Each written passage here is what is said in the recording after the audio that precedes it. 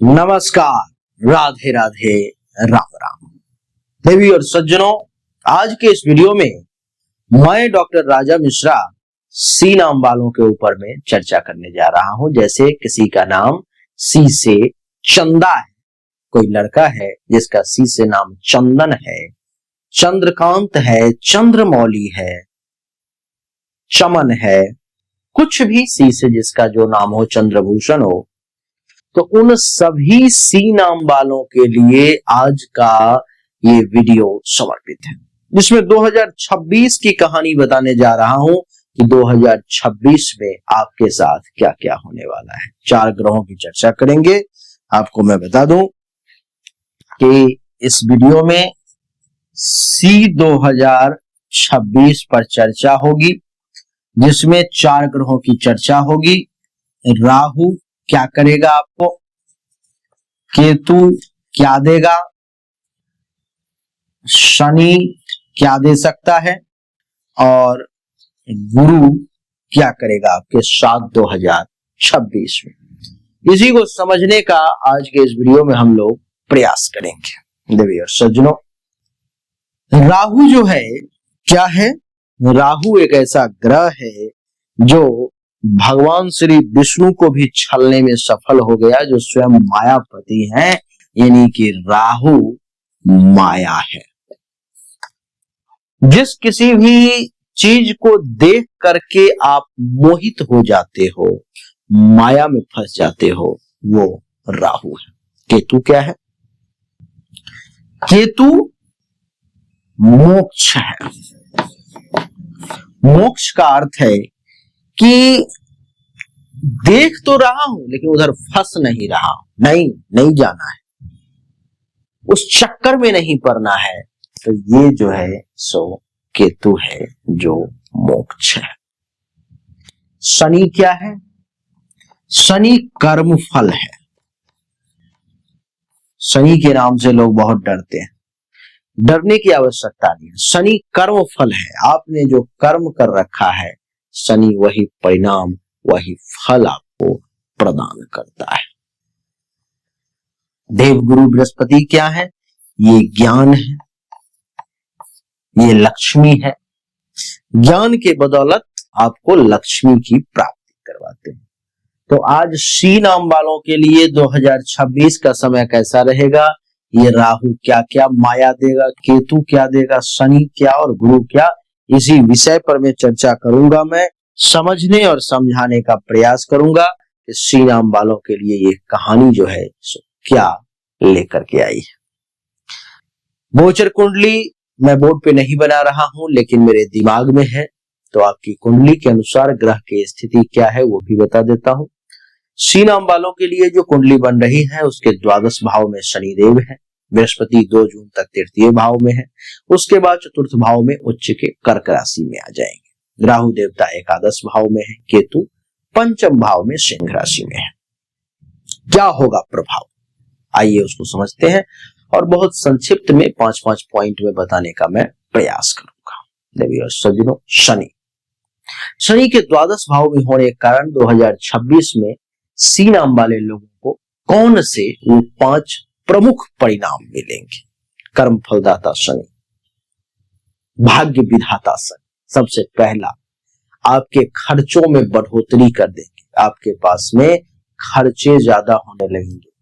किस चीज में खर्च होंगे? तो स्वास्थ्य पर में, यात्रा पर में, घर परिवार में, अथवा जरूरी कामों पर में पैसा आपका अधिक जो है सो लग सकता है। ऐसा मैं देख पा रहा हूं, आपके पास में खर्चे अधिक हो सकते हैं। अनावश्यक खर्च रोकने की आपको बहुत जरूरत पड़ेगी, क्योंकि शनिदेव द्वादश भाव में जा रहे हैं। नहीं तो अनावश्यक खर्च को रोकने की जरूरत पड़ेगी। एक छोटा सा कुंडली बना ही देता हूं ताकि समझने में सुविधा हो आपको। ये देखो, ये कुंडली है। हाँ, द्वादश भाव जो है सो ये है 12वां घर। तो यहां पर शनिदेव जा रहे हैं, तो आपको खर्च को रोकने की आवश्यकता पड़ेगी। दूसरा, विदेश संबंधी कुछ योग बने, विदेश यात्रा, वीजा, ऑनलाइन विदेशी काम या बहुराष्ट्रीय कंपनी में अवसर जो है आपको मिलने के योग में देख पा रहा हूं। तीसरा, स्वास्थ्य पर ध्यान देना अति आवश्यक होगा, क्योंकि नींद जो है सो कम आएगी, नींद की कमी रहेगी। मानसिक तनाव परेशान कर सकता है। पैर या जोड़ों के दर्द से आप परेशानी में पड़ सकते हैं। पेट से जुड़ी दिक्कतें आपको बढ़ सकती हैं, जो आपको परेशान कर सकता है। योग प्राणायाम बहुत मदद करेगा आपको इस समय में, तो योग करें, प्राणायाम करें, अच्छा रहेगा आपके लिए। चौथा, गोपनीय शत्रु सक्रिय हो सकता है, जिस गोपनीय शत्रु को हम लोग गुप्त शत्रु के नाम से भी जानते हैं, तो वो थोड़ा सा परेशान कर सकता है। ऑफिस में विरोधी सक्रिय हो सकते हैं, या कोई आपके काम को रोकने की कोशिश कर सकता है, तो उस पर मैं आपको थोड़ा ध्यान देना। धैर्य और साफ व्यवहार से अगर आप काम करेंगे तो आपको विजय जरूर मिलेगी। बात करूंगा 5वें पॉइंट की। द्वादश भाव में है शनिदेव, तो आध्यात्मिक झुकाव भी बढ़ने वाला है। मन, भक्ति, ध्यान, अकेले रहकर सोचने, तपस्या जैसे कामों की ओर झुकाव, इसमें आपका मन ज्यादा जो है जाएगा इस समय। अंदर से मजबूत बनने का भी ये समय रहेगा, तो आप मजबूत बने, निश्चित तौर पर मजबूती के साथ काम करें, बढ़िया रहेगा। बात देवगुरु बृहस्पति कर लेते हैं, तो देवगुरु बृहस्पति जो है सो तृतीय भाव में 2 जून तक रहेंगे। ये है 1, 2 और ये तीसरा भाव है, तो 1-2 जून तक रहेंगे, जो तृतीय भाव साहस, भाई, संचार, प्रयास और यात्राओं का होता है। तो साहस और निर्णय क्षमता आपकी बढ़ जाएगी। हर कठिन काम में आगे बढ़ने का जोश रहेगा आपका। छोटे भाई बहनों से विशेष लाभ मिलने के योग बनेंगे, उनकी प्रगति भी होगी और उनसे सहयोग भी आपको प्राप्त होगा। नई स्किल सीखने का भी ये समय है, तो ऑनलाइन कोर्स, लेखन, मीडिया, मार्केटिंग, बिजनेस कम्युनिकेशन, इन सब से आपको लाभ मिलेगा। छोटी यात्राओं से भी आपको फायदा होगा, जैसे कि नौकरी और बिजनेस में घूमना आपके लिए लाभकारी सिद्ध होगा। प्रयासों में आपको सफलता मिलेगी। कोशिशें कम सफल होंगी, लेकिन मेहनत भी उतनी ही करनी पड़ेगी, तब जाकर के कोशिश भी सफल होगी। सज्जनों, 2 जून के बाद जब देवगुरु बृहस्पति चतुर्थ भाव में यहां पर में आ जाएंगे, तो क्या होगा? उच्च के प्रभाव देखने को मिलेंगे, क्योंकि ये उच्च के हो जाएंगे। घर, माता, सुख, जमीन, मकान, वाहन, इन सब का भाव है, तो घर परिवार में शांति और सुख की प्राप्ति होगी। माता का स्वास्थ्य बेहतर होगा, परिवार में खुशियां बनेंगी, ऐसा देखने को मिलेगा। नया घर या वाहन खरीदने का योग भी दिखाई देगा। संपत्ति, प्लॉट और मकान, गाड़ी, किसी न किसी रूप में आपको लाभ मिले। तीसरा, नौकरी में प्रमोशन के योग बनेंगे या आपको सम्मान भी निश्चित तौर पे प्राप्त होगा।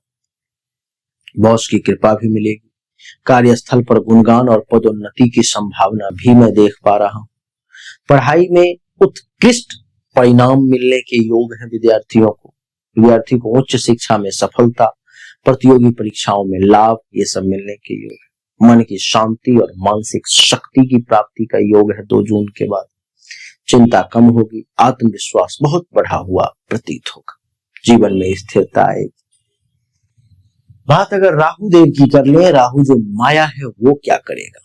तो राहु एकादश भाव में, जो एकादश भाव आय, लाभ, बड़े लक्ष्य और मित्र मंडली का होता है। आय में अचानक से वृद्धि हो जाएगी, नए स्रोत बनेंगे, इनकम कई दिशा से मिलेगी। ऑनलाइन अथवा सोशल मीडिया कार्य में जबरदस्त लाभ मिलेगा आपको, बड़े लक्ष्य पूरे होंगे। राहु आपकी इच्छा शक्ति को बढ़ाएगा और बड़े टारगेट आपसे पूरा करवाएगा। नए प्रभावशाली संपर्क बनेंगे, बड़े लोगों से मुलाकात, वीआईपी संपर्क, सोशल सर्कल मजबूत होने के योग हैं। मित्रों का उतार चढ़ाव भी बना हुआ मैं देख रहा हूं। कुछ नए दोस्त मिलेंगे, लेकिन पुराने मित्रों से दूरी हो सकती है। महत्वाकांक्षा बढ़ने के योग है। आप ऊंचा सोचेंगे और सफल भी होंगे, लेकिन लालच से बचने की सलाह देता हूं, नहीं तो परेशानी में पड़ जाएंगे। ये केतु देवता आपको क्या करेंगे? तो केतु देवता जो है सो पंचम भाव में। पंचम भाव बुद्धि, संतान, प्रेम, शिक्षा और क्रिएटिविटी का होता है। तो मन एकाग्र होगा, आध्यात्मिक बुद्धि आपकी बढ़ेगी, ध्यान करने की क्षमता भी निश्चित तौर पे बढ़ेगी। प्रेम संबंधों से या प्रेम संबंधों में कुछ दूरी के योग हैं आपके लिए, गलतफहमी हो सकती है या मन अकेला महसूस कर सकता है। संतान में थोड़ी सी किसी बात को लेकर के, संतान को लेकर के चिंता हो सकती है। पढ़ाई, स्वास्थ्य या व्यवहार को लेकर के कुछ टेंशन संभव। शिक्षा में बाधाएं आएंगी, विद्यार्थियों को विशेष मेहनत करनी पड़ेगी। जल्दी ध्यान भटक सकता है तो उस पर ध्यान देना होगा। क्रिएटिविटी गहरी हो सकती है, कला, संगीत, शोध, लेखन में अनोखे आइडियाज आपके पास में आएंगे। तो समय बड़ा चमत्कारिक रहने वाला है, बस केवल लाभ लेने की आवश्यकता है। अच्छा समय किन कारणों से रहेगा, तो वो है आपके ये देव गुरु बृहस्पति और राहु देवता का लाभ भाव में होना। ये दो ऐसे हैं जो आपको अच्छा समय की ओर इशारा कर रहे हैं। थोड़ा सावधानी किन कारणों से बरतनी पड़ेगी, तो शनि देव द्वादश भाव में व्यय के घर में, केतु पंचम में, इसलिए सावधानी बरतनी है।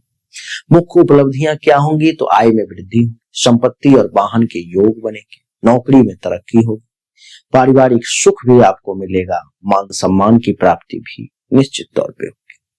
सावधानी क्या बरतनी, तो स्वास्थ्य के मामले में, खर्च के मामले में, प्रेम संबंध के मामले में, संतान के मामले में, इस मामले में आपको सावधानी बरतने की विशेष जरूरत। तो यही थी श्री राम वालों के लिए 2026 की कहानी जो मैंने आपको बताने का प्रयास किया। जरूर उम्मीद करता हूं कि आपको ये छोटा सा वीडियो पसंद आया होगा, अच्छा लगा। राधे राधे, राम राम। हमने अभी तक आपको जो भी जानकारी दी ये 100% सत्य नहीं है। फिर से सुने, 100% सत्य नहीं है। आपने बिल्कुल सही सुना है। ऐसा मैं क्यों कह रहा हूं, क्योंकि अभी तक जो हमने आपको बताया ये एक सामान्य राशिफल है, विशेष नहीं है। विशेष जानकारी, 100% एक्यूरेट जानकारी तो आपको तभी मिल सकती है जब पर्सनली आपके जन्म कुंडली की जांच की जाए, पर्सनली आपके हाथ की रेखा को देखा जाए, तभी तो सिर्फ आपके बारे में सही जानकारी आपको प्राप्त होगी। और जब वो जानकारी प्राप्त होगी तो वो 100% एक्यूरेट होगी। आपको जानना चाहिए, अगर आपको परिश्रम ज्यादा करना पड़ रहा है लेकिन परिणाम नहीं मिल पा रहे हैं, आपको भाग्य का साथ नहीं मिल पा रहा है, जिस पोजीशन पर आपको होना चाहिए उस पोजीशन पर आपसे पहले कोई और पहुंच जा रहा है, इसका अर्थ है कि भाग्य का साथ नहीं मिल रहा है, भाग्य के देवता की स्थिति कुंडली में गलत है, उसको ठीक करने की जरूरत है। दूसरा, अगर आप बहुत परिश्रम कर रहे हो, आमदनी के कई सोर्स को तलाशने की कोशिश कर रहे हो, लेकिन आमदनी बहुत ज्यादा कर नहीं पा रहे हो जितनी इच्छा है, जितनी कोशिश है, तो चेक करने की जरूरत है कि आमदनी के जो देवता हैं उनकी क्या स्थिति है कुंडली में, आखिर आमदनी क्यों नहीं बढ़ पा रही। अगर आप पैसा तो कमा रहे हो लेकिन बचत नहीं कर पा रहे हो, लाख प्रयास करते हो लेकिन फिर भी कितना भी पैसा कमा लूं, कितनी भी कोशिश कर लूं, बचत नहीं हो पा रहा है, तो आपको चेक करने की जरूरत है कि जन्म कुंडली में जो धन धान्य संपत्ति के बचत की देवता हैं, जो बैंक बैलेंस के देवता हैं, उनकी क्या स्थिति है, क्यों ऐसा हो पा रहा है। लेकिन इन सब को चेक करने के लिए पर्सनल आपकी जन्म कुंडली की जांच करनी पड़ेगी, तभी जाकर के वो पता लग पाएगा। देवियों सज्जनों, चाहे कोई बीमारी है जो आपको बहुत परेशान कर रहा है, बहुत परेशान कर रहा है, आप ठीक नहीं हो पा रहे हो, चाहे आपका विवाह नहीं हो रहा, वैवाहिक जीवन में अथवा परेशानी आ रही है, मामला तलाक तक पहुंच गया है या विवाह हो ही नहीं पा रहा है, जिस काम को करने की कोशिश कर रहे हो हर काम में रुकावट आ रहा है, जमीन मकान गाड़ी चाह रहे हो लेकिन हो नहीं पा रहा है, तो इन सभी शंकाओं का समाधान जन्म कुंडली देखने के बाद ही मैं आपको दे सकता हूं। उसके लिए सामने दिए गए नंबर पर मैं अपनी जन्म तारीख, जन्म समय, जन्म स्थान दोनों हाथ के हथेली का फोटो अवश्य भेजे, जो शुल्क है जमा करें, इंतजार करें, आपको जानकारी अवश्य मिलेगी। अच्छा लगा तो वीडियो को लाइक करें, शेयर करें, चैनल को सब्सक्राइब करके इसके बेल आइकन के बटन को दबा दें। राधे राधे, राम राम।